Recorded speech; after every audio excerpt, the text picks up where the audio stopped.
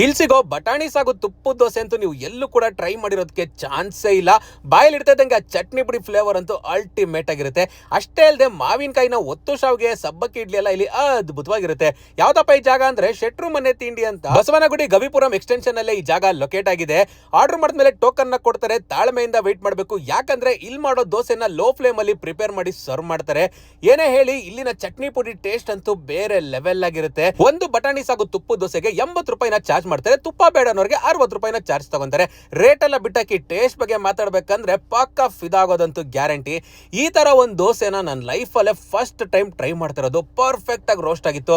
ಒಳಗಡೆ ಬಟಾಣಿ ಸಾಗು ಜೊತೆ ಚಟ್ನಿನ ಡಿಪ್ ಮಾಡ್ಕೊಂಡು ತಿಂತಾ ಇದ್ರೆ ಟೇಸ್ಟ್ ಅಂತೂ ಸೂಪರ್ ಗುರು. ನನಗೆ ಈ ಸಬ್ಬಕ್ಕಿ ಇಡ್ಲಿ ಎಲ್ಲ ಇಷ್ಟ ಆಗಲ್ಲ, ಯಾಕಂದ್ರೆ ಕೆಲವೊಬ್ಬರಿಗೆ ಕರೆಕ್ಟ್ ಆಗಿ ಮಾಡೋದಕ್ಕೆ ಬರಲ್ಲ. ಆದ್ರೆ ಈ ಜಾಗದಲ್ಲಿ ಸಿಗೋ ಸಬ್ಬಕ್ಕಿ ಇಡ್ಲಿ ಮಾತ್ರ ಅದ್ಭುತವಾಗಿರುತ್ತೆ. ತಿಂತಾ ಇದ್ರೆ ಟೇಸ್ಟ್ ಹಂಗೆ ಸೂಪರ್ ಆಗಿ ಸಾಫ್ಟ್ ಆಗಿ ಸಕ್ಕದಾಗಿತ್ತು. ಟೈಮಿಂಗ್ಸ್ ವಿಚಾರಕ್ಕೆ ಬಂದ್ರೆ ಬೆಳಿಗ್ಗೆ 8 ರಿಂದ 12, ಸಂಜೆ 6:30 ಇಂದ 9:30 ತನಕ ಓಪನ್ ಇರುತ್ತೆ. ಕೊನೆಯದಾಗಿ ಇವ್ರ ಹತ್ರ ಸಿಗೋ ಮಾವಿನಕಾಯಿ ಒತ್ತು ಶಾವ್ಗೆ ಅಂತೂ ಹೈಲಿ ರೆಕಮೆಂಡೆಡ್. ಜಾಗ ನೆನ್ಪಿದೆಯಲ್ಲ, ಮಿಸ್ ಮಾಡದೆ ವಿಸಿಟ್ ಮಾಡಿ.